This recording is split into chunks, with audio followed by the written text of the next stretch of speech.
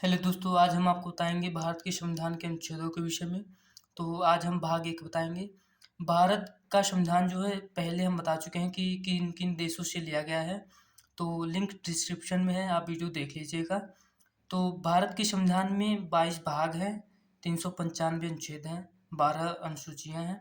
तो आज हम आपको बताएंगे भाग एक के विषय में, जिसमें आपका अनुच्छेद 1 से लेकर 4 तक आता है। तो भाग एक को संघ और उसका राज्य क्षेत्र कहते हैं। तो अनुच्छेद 1 जो है वो कहता है, आपका संघ का नाम बताता है और राज्य क्षेत्र बताता है। तो संघ का नाम है भारत और इंडिया, यह राज्यों का संघ होगा। और फिर भारत का राज्य क्षेत्र जो है, जो पहली अनुसूची में दिया गया है, वही उसका राज्य क्षेत्र होगा। तो पहले भारत के राज्य क्षेत्रों को 4 भागों में विभाजित किया गया था, लेकिन उसे 7वें संशोधन के बाद 1956 में जो हुआ था, तो उसे 2 भागों में विभाजित कर दिया गया है, एक संघ राज्य क्षेत्र, एक राज्य क्षेत्र। तो दोस्तों, दूसरा अनुच्छेद है आपका नए राज्यों का प्रवेश या स्थापना, अर्थात नए राज्यों का संघ में शामिल करने की शक्ति जो है वो संसद के पास है। और फिर नए राज्यों का स्थापित करने की शक्ति, दोनों में अंतर यही है कि जो पहला वाला है उसमें जो भारत के राज्य हैं वो पहले से जो हैं वही होगा, उनको एक में करना।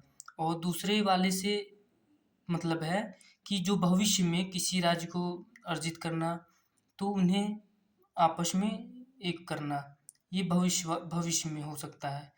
तो तीसरा अनुच्छेद है नए राज्यों का निर्माण और वर्तमान राज्यों की क्षेत्र सीमाओं या नामों में परिवर्तन, अर्थात किसी वर्तमान राज्य में जो राज्य है उसको अलग करना, प्रदेश उसको अलग करना, किसी अलग राज्य को बनाना, 2 या अधिक राज्यों को एक में करना, किसी राज्यों के भागों को मिलाकर, मतलब अर्थात जो राज्य है उसको छोटा-छोटा मिलाकर कोई नया राज्य बनाना, किसी प्रदेश की किसी राज्य को साथ मिलाकर किसी किसी कोई राज्य है उसको छोटा भाग लेकर दूसरे प्रदेश में बनाना, राज्य में बनाना।